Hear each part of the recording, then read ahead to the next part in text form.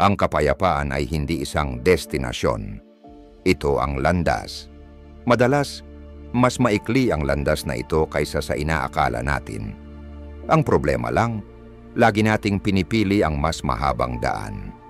Hindi tayo tinuturuan ng Stoicism na hanapin ang katahimikan sa isang malayong lugar.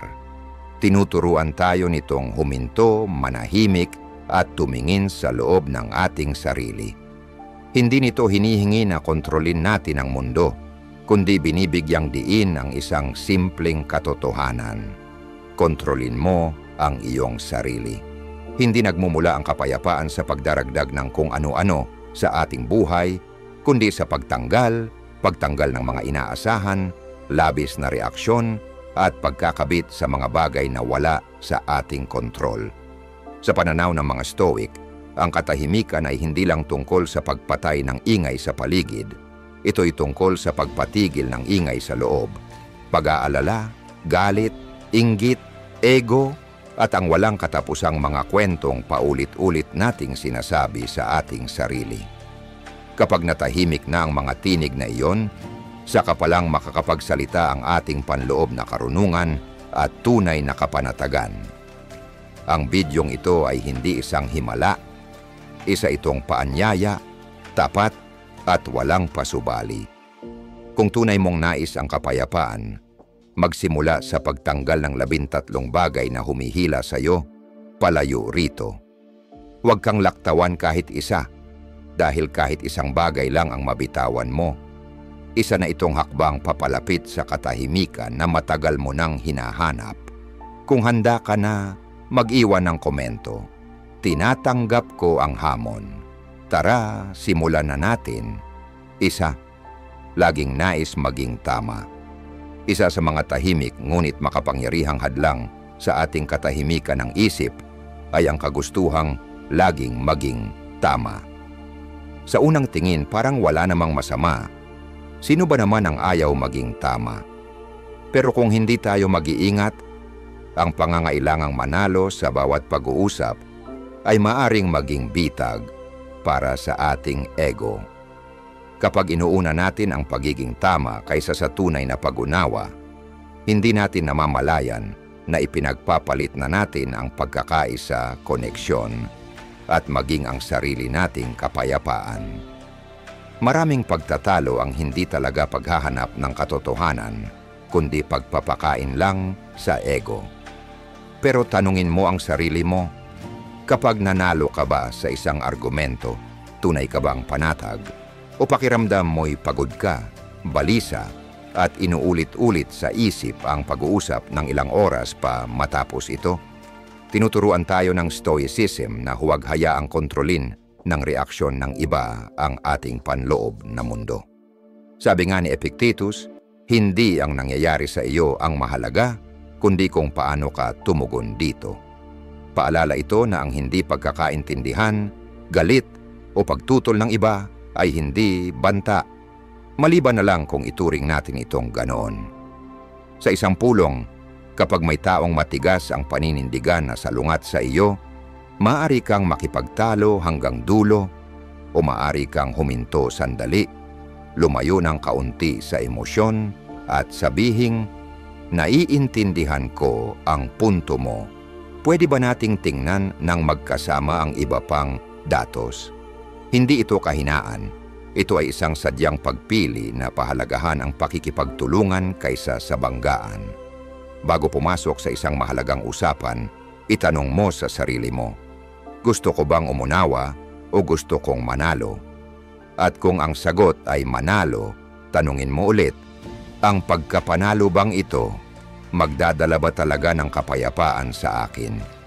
Kadalasan, ang pananahimik o ang pag-atras ng kaunti ay hindi tanda ng kahinaan, ito'y tanda ng tunay na pagpipigil sa sarili, ng pinakamalakas na tao sa silid.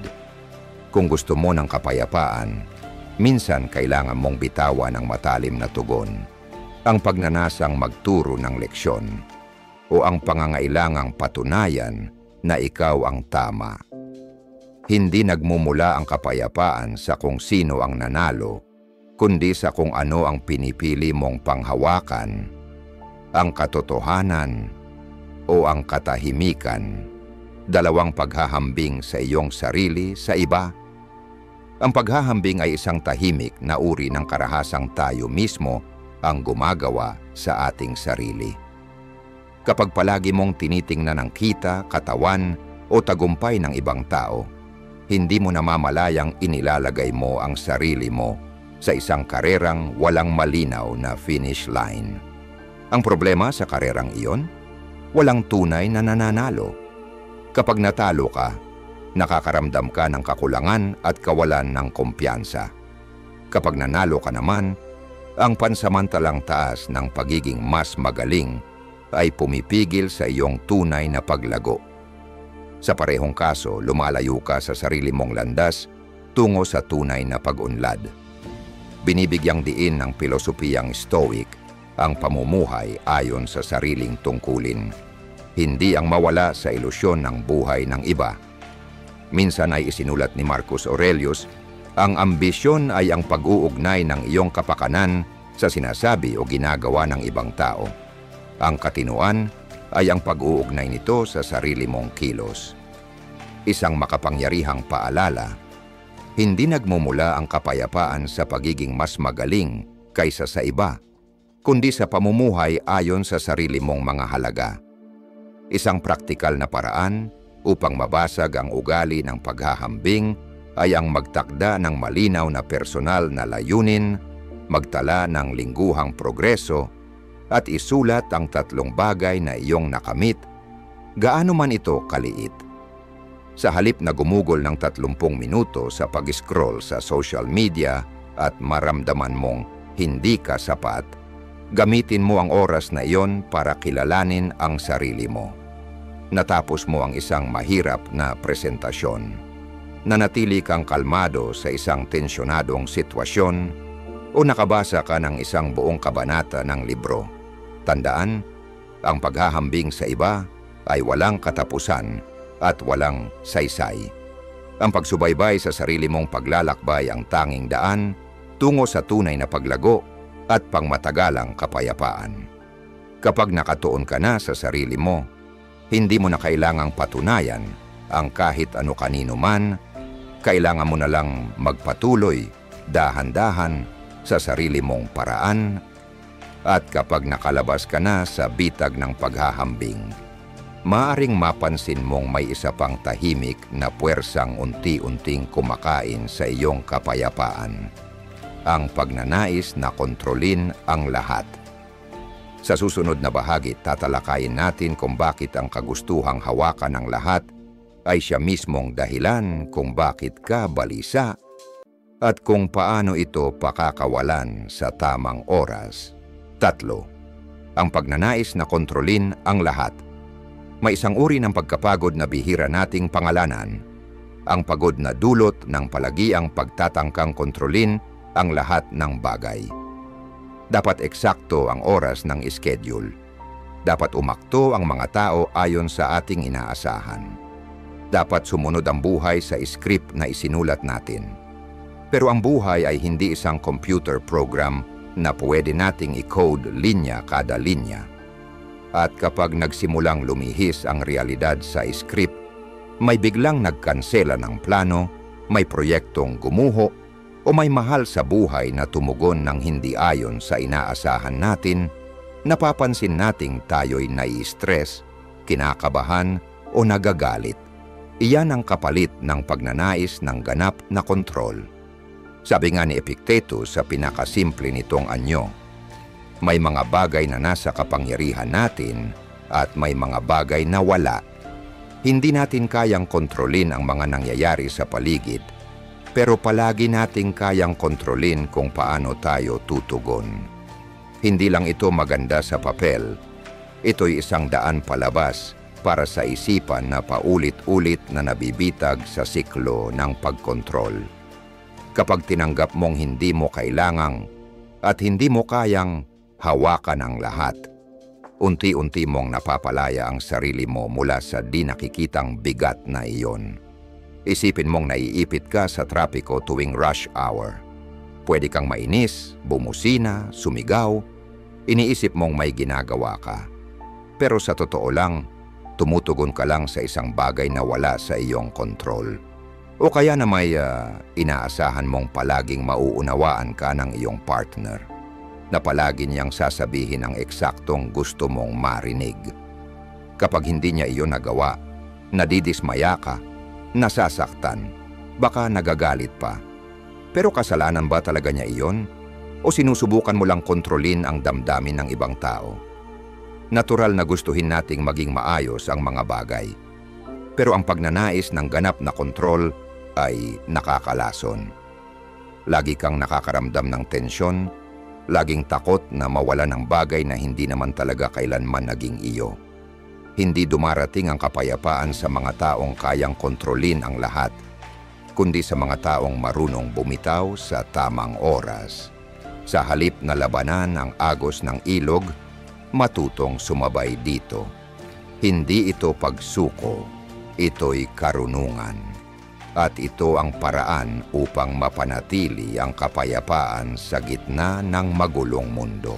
Ikaapat na pamumuhay sa nakaraan. Kung paulit-ulit mong iniisip ang isang lumang pagkakamali o sugat na nangyari ilang buwan o kahit ilang taon na ang nakalipas, tigilan mo na. Hindi dahil wala ng halaga ang nakaraan, kundi dahil hindi ka na nakatira roon. Hindi natin mababago ang mga nangyari, pero pwede nating piliin kung paano tayo tutugon sa mga ito ngayon. Sa Stoicism, ang pinakamahalagang bagay ay ang kontrolin ang mga bagay na kaya nating kontrolin at ang nakaraan.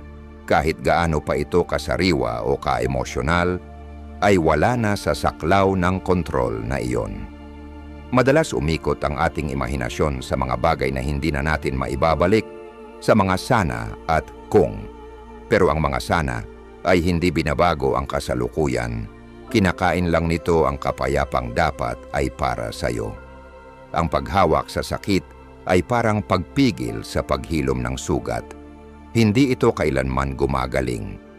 At hindi ka makakatakbong pasulong kung ikaw ay pilay pa rin mula sa nakaraan. Sa halip, tuwing bumabalik ang isang lumang negatibong alaala, huminto ka muna at itanong, ano ang natutunan ko? Pagkatapos isulat mo ito.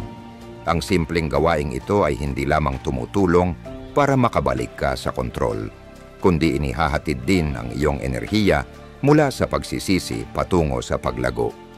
Halimbawa, minsan kang nagkamali sa trabaho, napuna ka, nabigo, o may nawalang pagkakataon. Karaniwang reaksyon, guilt, pagsisisi sa sarili, at pagdadala ng insecurity sa loob ng ilang linggo, minsan taon. Pero paano kung palitan mo ang pananaw mo? Paano kung makita mo ito bilang paggising mula sa Diyos? Isang paanyaya na bumalik sa kababaang loob, makinig at lumago sa karakter. Minsan ang biyaya ay hindi dumarating bilang gantimpala, kundi sa pamamagitan ng pagkadapa. At nakikilala lang natin ito kapag handa na tayong bitawan ang bigat.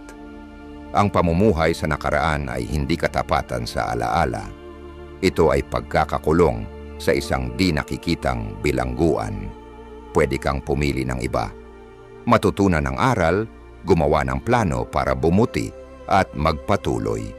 Huwag mong hayaang tumira ang isipan mo sa panahong matagal ng nilisan ng katawan mo. Hindi dumarating ang kapayapaan kapag naayos mo na ang nakaraan. Dumarating ito kapag hindi mo na hinahayaang kontrolin ka nito. At kung nalampasan mo na ang isang sugat ng nakaraan at may natutunan ka mula rito, ibahagi mo sa comments. Baka ang kwento mo ang maging liwanag na kailangan ng iba para makatakas sa sarili nilang dilim. Ikalimang pag-asa sa papuri ng iba. Kung gusto mong magkaroon ng kapayapaan, itigil mo na ang pamumuhay para sa approval at papuri ng iba. Kapag ang halaga mo sa sarili ay nakatali sa likes, palakpakan o papuri, ibinibigay mo sa iba ang kontrol sa iyong emosyon. Pinuri ka nila, masaya ka, hindi ka pinansin, nadismaya ka. Sa isang iglap, Para kang pendulum na palaging gumagalaw sa pagitan ng pag-asang mapatunayan at takot na ma-reject. Nakakapagod ito. At unti-unti kang nawawala sa koneksyon sa sarili mo. Tinuturo ng Stoicism na ang kaya nating kontrolin ay ang ating mga kilos at saloobin, hindi ang reaksyon ng ibang tao.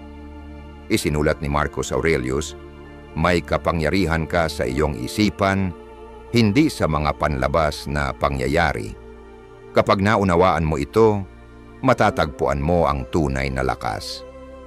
Kaya bakit mo ipagpapalit ang kapangyarihang iyon para lang sa ilang saglit na papuri? Hindi ka isinilang para maging salamin na sumasalamin sa inaasahan ng lipunan. Narito ka para mamuhay ayon sa sarili mong mga pagpapahalaga. Sa halip na gawing sukatan ng opinyon ng iba, balikan mo ang malinaw mong mga pamantayan, gaya ng pagtatapos ng isang SMART goal na ikaw mismo ang nagtakda. Hindi mo kailangan ang palakpakan ng mundo para maging proud. Ang kailangan mo lang ay ang kaalaman na ibinigay mo ang lahat ng makakaya mo. Kapag natapos mo ang isang proyekto, kahit walang pumansin, pwede mo pa ring gantimpalaan ang sarili mo. Iyan ang uri ng pagkilalang mula sa loob, at iyan ang tunay na kalayaan. Ang kapayapaan ay hindi galing sa kasikatan o atensyon. Ito'y dumarating kapag hindi mo na kailangang asahan ang mga iyon para maramdaman mong mahalaga ka. Kapag tumigil ka sa laro ng paghahambing at paghahabol ng approval, doon mo palang tunay na sisimulang mabuhay. Hindi ka na matitinag sa bawat tingin o opinyon ng iba. Nagiging matatag at nakaapak ka sa lupa. Kahit wala ni isang like, ayos ka lang dahil pinili mong mamuhay sa paraang pinaniniwalaan mo. Tanungin mo ang sarili mo, ginagawa ko ba ito dahil sa passion o para mapansin ng iba? Kung ang sagot ay ang huli, panahon na para huminto, manahimik at bumalik sa sarili. Ang kapayapaang hinahanap mo ay hindi kailanman nasa labas.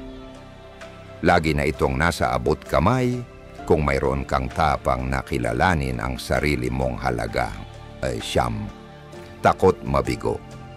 Kung tunay mong nais ang kapayapaan, kailangan mong matutunang harapin ang takot mong mabigo.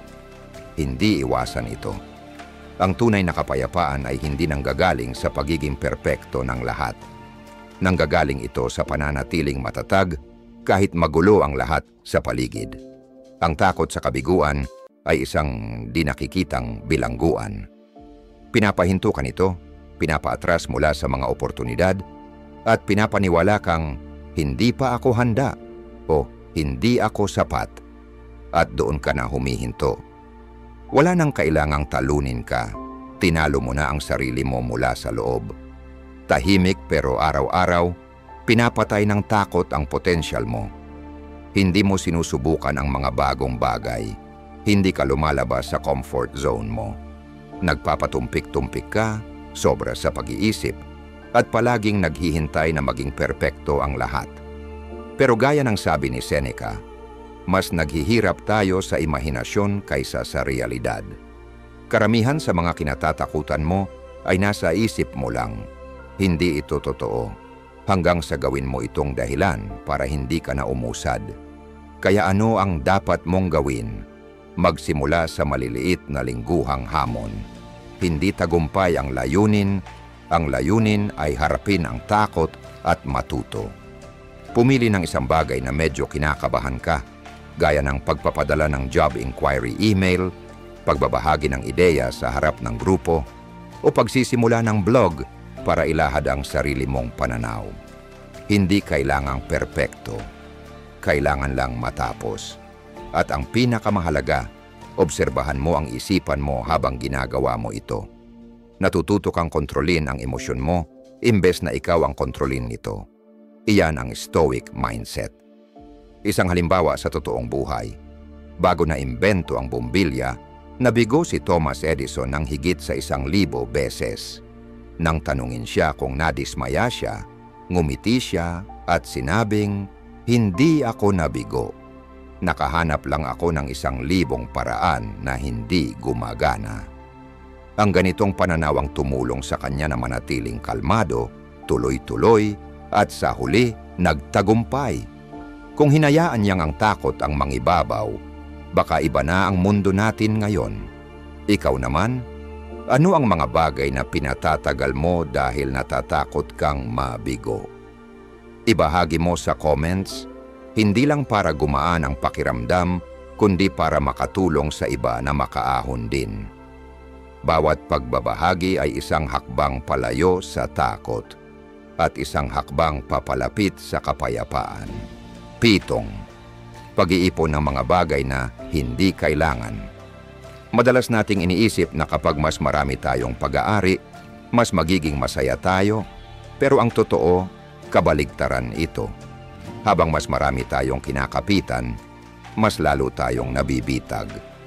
Ang mga bagay na bigla na lang nating binili o itinatabi baka sakali. Habang tumatagal, hindi lang espasyo sa bahay ang inuukupa nila, kundi pati espasyo sa isipan natin. Sa likod ng alikabok sa bawat nakalimutang gamit ay may tahimik na pagod. Ang bigat ng kalat na kailangan pamahalaan, ang pasaning pinansyal, at ang emosyonal na hirap ng hindi makabitaw. Isinulat ni Marcus Aurelius, ang yaman ay hindi nasusukat sa dami ng pag-aari, kundi sa kaunting kagustuhan. Totoong mayaman ka kapag kaya mong tumapak sa isang malinis at maaliwalas na espasyo at walang nararamdamang pagnanais na bumili pa. Bawat gamit ay isang desisyon, at habang mas kaunti ang hindi kailangang desisyon na ginagawa mo, mas maraming oras at enerhiya ang naibabalik sa iyo para mamuhay ayon sa kung ano talaga ang mahalaga. Ang pag-iipon ng material na bagay ay hindi lang basta ugali. Madalas, ito'y refleksyon ng takot. Takot na mawalan, takot na magkulang, takot na hindi sapat. Pero ang mga Stoic ay hindi namumuhay sa ilalim ng takot. Namumuhay sila ayon sa rason. At ang rason ang magsasabi sa iyo, kung hindi mo nagamit ang isang bagay sa loob ng 6 na buwan, malamang hindi mo na ito kailangan. Ibigay mo na, ibenta, o pakawalan. Isang beses sa isang buwan, buksan mo ang iyong aparador o mga drawer at tanungin ang sarili mo, nagsisilbi pa ba ito sa akin? Kapag nilinis mo ang mga damit na 1 taon mo nang hindi nasusuot, hindi lang aparador ang pinapalaya mo. Binibigyan mo rin ng puwang ang pagpapahinga, linaw ng isipan, malalim na paghinga, at kapayapaang tuluyang makapasok. Walang masama sa mga material na bagay. Pero kapag lumampas na ito sa makatwirang hangganan, sila na ang nagkokontrol sa iyo. At hindi kailanman darating ang kapayapaan sa isang taong palaging nakakaramdam ng kakulangan. Nasa kalagitnaan na tayo ngayon ng paglalakbay sa 13 bagay na kailangang bitawan para sa panloob na kapayapaan, ayon sa karunungan ng mga Stoic. Salamat sa patuloy mong pagsama. Kung nandito ka pa rin, malinaw na senyales ito na seryoso kang baguhin ang sarili mo. Mag-iwan ng komento na nagsasabing, patuloy kong pinapatunayan ang aking pangako at manatiling nakatutok dahil sa 8 bahagi, mas lalo pa itong lalalim. 8 palaging abala gabi na. Katatapos mo lang kumain at naupo ka na sa iyong upuan, pero abot pa rin ang kamay mo sa telepono. May pumasok na notification, tapos isa pa. Tiningnan mo ang work email, sinilip ang schedule bukas, sumagot sa ilang mensahe, at nag-scroll sa social media. Paglingon mo, halos hating gabi na, umiikot pa rin ang isip mo, mabilis ang tibok ng puso, at tinatawag mo itong isang productive, busy day. Pero iba ang katotohanan. Unti-unti kang nawawala sa sarili mo sa gitna ng modernong mundo. Ang pagiging palaging abala ay naging peking badge of honor. Palatandaan daw ng pagiging importante, masipag, o walang tigil na pagsusumikap. Pero ayon sa Stoicism, Isa lang itong ilusyon. Sinabi ni Marcus Aurelius, kung nababahala ka dahil sa anumang panlabas na bagay, hindi ito dahil sa bagay mismo, kundi sa pagtingin mo rito. At ang pananaw na iyan, kaya mong baguhin anumang oras.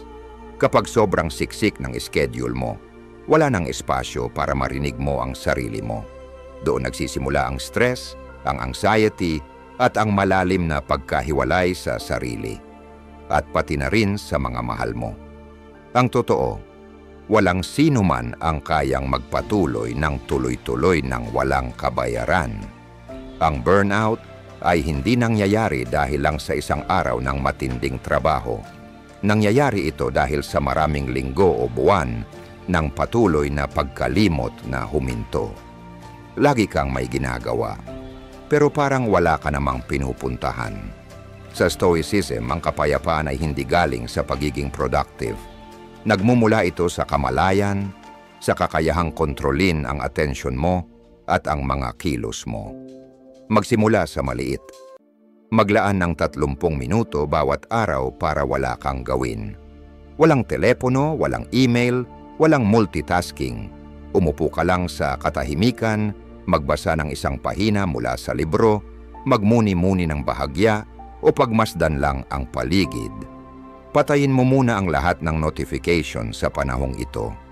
Sa simula, maaaring maramdaman mong parang walang saysay ito, pero ang katahimikang iyan ang mismong kailangan ng isipan mo para makabawi at muling makakonekta. Tulad ng musika na nangangailangan ng pahinga sa pagitan ng nota, ang buhay ay nangangailangan ng katahimikan. Hindi mo kailangang iwan ang lahat, pero tigilan mong itaas sa pedestal ang pagiging abala. Ang kapayapaan ay dumarating kapag nagkaroon ka ng tapang na huminto at lumabas mula sa gulo kung saan nahuhulog ang karamihan. Dahil minsan, ang wala kang gawin ay siyang magpapaalala sa iyo na buhay ka. Siya't siyam. Palaging nagrereklamo ang pagrereklamo ang pinakamabilis na paraan para mawala ang panloob na kontrol. Hindi nito nalulutas ang problema. Pinapahaba lang nito ang pakiramdam ng kawalan ng magagawa. Tuwing nagrereklamo ka tungkol sa panahon, sa ibang tao o sa mga kalagayan mo, hindi mo namamalayan na pinapalakas mo ang mindset ng pagiging biktima. Isang pananaw na palaging binabalaan ng Stoicism.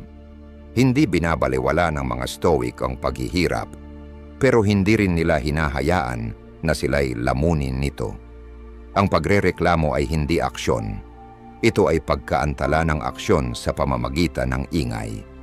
Ang ugali ng pagrereklamo ay kumakain sa kakayahan mong maghanap ng solusyon.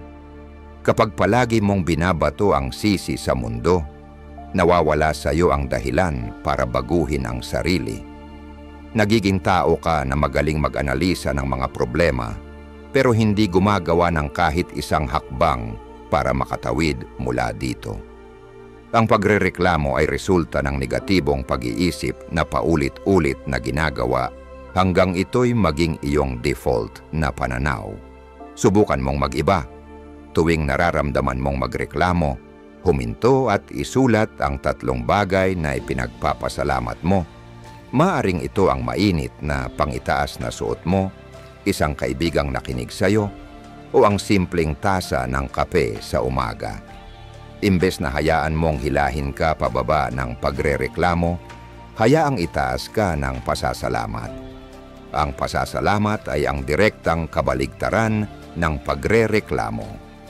Isang maliit na ugali ito na kayang baguhin ng buo kung paano mo nararanasan ang buhay.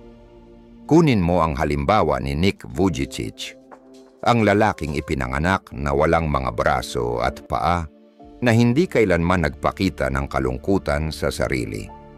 Imbes na magreklamo tungkol sa kanyang mga limitasyon, pinili ni Nick na magbigay inspirasyon, magmahal, at magpasalamat sa bawat maliit na bagay sa buhay.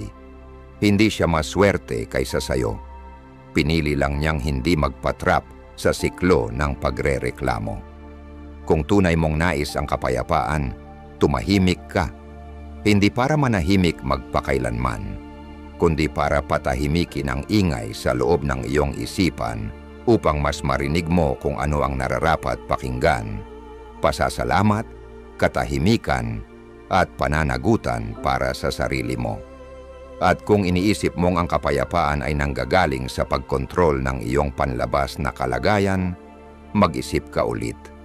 Sa susunod na seksyon, tatalakayin natin ang isang bagay na mas mapanganib pa kaysa sa pagrereklamo, kapag ang iyong emosyon ay nakatali sa mood ng ibang tao.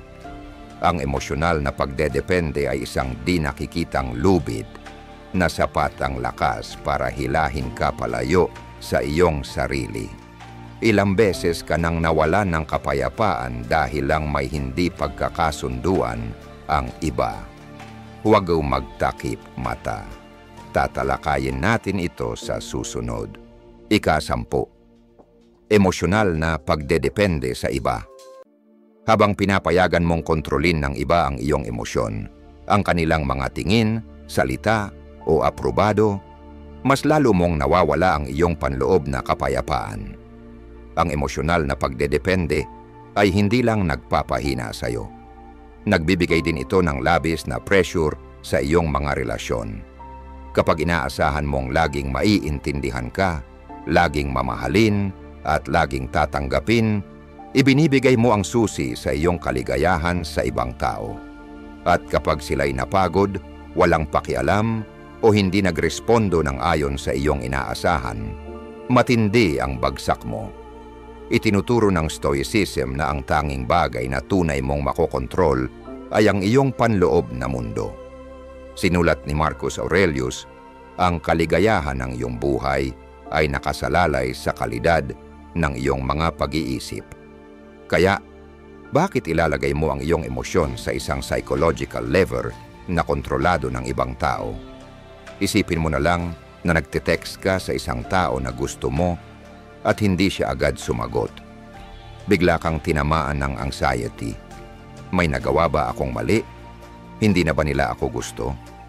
Pero ang mga pag-iisip na ito ay hindi nanggagaling sa realidad. Nanggagaling ito sa pagdedepende mo sa mga reaksyon ng iba upang tukuyin ang iyong halaga. Imbes na sukatin ang sarili mo batay sa kung paano ka tinatrato ng iba, simulan mo ang paglalakbay ng pagmamahal sa sarili. Isang simpleng pero makapangyarihang kasangkapan ay ang Self-Love Journal, kung saan magsusulat ka ng kahit isang positibong bagay tungkol sa sarili mo araw-araw. Maaaring ito ay ang paggising mo ng maaga kahit pagod ka, ang paraan ng pakikinig mo sa isang kaibigan, o simpleng ang hindi mo pagsuko ngayon.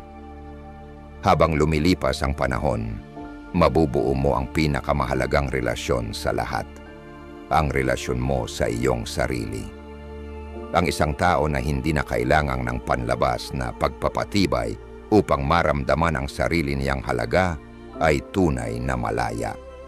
Ang isang tao na kayang magmahal ng hindi nakadepende ay tunay na malakas. At ang isang tao na kayang manatiling tahimik at may kapayapaan kahit na siya ay tinanggihan, iniwasan o itinaksil, ay tunay na nabubuhay ayon sa Stoic mindset. Tanungin mo ang sarili mo, kailangan ko ba ng isang tao upang mahalin ako upang maramdaman kong may halaga ako? Kung ang sagot ay oo, siguro panahon na upang bumalik at muling buuin ang tahanan sa loob mo. Naranasan mo na bang mag-emotionally depend sa iba? Ano ang nakatulong sa iyo upang malampasan ito? I-share ang iyong kwento sa mga komento. Maaring ang iyong mga salita ang kailangan marinig ng iba. 11. Pagpaplano ng bawat detalye. Naranasan mo na bang gumawa ng perpektong plano, tapos makita itong magkaproblema dahil sa isang bagay na wala kang kontrol? Siguro ito ay isang biyahe na matagal mong inaabangan, na may itineraryo na itinakda hanggang sa pinakamaliit na detalye. Pero bigla dumating ang bagyo, na delay ang iyong flight, nagsara ang hotel, at sa loob ng ilang oras, nawala ang lahat ng iyong inaasahan. Ang natira ay pagkabigo, disappointment, at isang araw na sana ay maganda, pero naging puno ng stress. Sa Stoicism, ang kapayapaan ay hindi nanggagaling sa lahat ng bagay na ayon sa plano. Nanggagaling ito sa kakayahang mag-adjust kapag hindi ito nangyari. Ang pagpaplano ng bawat detalye ay mukhang makatarungan, pero ito ay isang banayad na bitag. Hindi ka lang nagtatangkang kontrolin ang oras. Tinatangka mong kontrolin ang hinaharap, ang kapaligiran, at pati na rin ang ibang tao. Ibinibigay mo ang iyong sarili sa isang either-or na mindset. Either lahat ay ayon sa gusto mo o maghihirap ka. Ang lakas ay hindi tungkol sa pagkontrol ng lahat. Ito ay tungkol sa pag-a-adjust kapag nagbago ang mga bagay. Maaari kang magplano, pero huwag mong itali ang sarili mo sa plano. Maghanda para sa senaryo A, pero maging handa rin para sa B, marahil C pa. Ang mga plano ay nilikha upang magsilbi sa'yo, hindi ang kabaligtaran. Imbes na hayaan mong sirain ng isang naudlot na biyahe ang iyong mood, maaari mong baguhin ang takbo at gawing pagkakataon ng araw na iyon upang mag-explore sa lungsod. Maghanap ng isang coffee shop na hindi mo pa napapansin o maghanap ng parke kung saan maaari kang umupo at magbasa. Ang dating naisip mong nasirang hapon ay biglang nagiging hindi inaasahang tahimik. Iyan ang stoic mindset. Tanggapin ang realidad, mag-adjust sa sarili, at humanap ng kapayapaan sa pag-let go. Kaya, kung tunay mong nais ang kapayapaan, itigil ang pagpaplano ng bawat detalye. Sanayin ang sarili na maging flexible, proaktibo, at matatag sa loob upang malaman na anuman ang mangyari, maari ka pa ring pumili ng kapayapaan.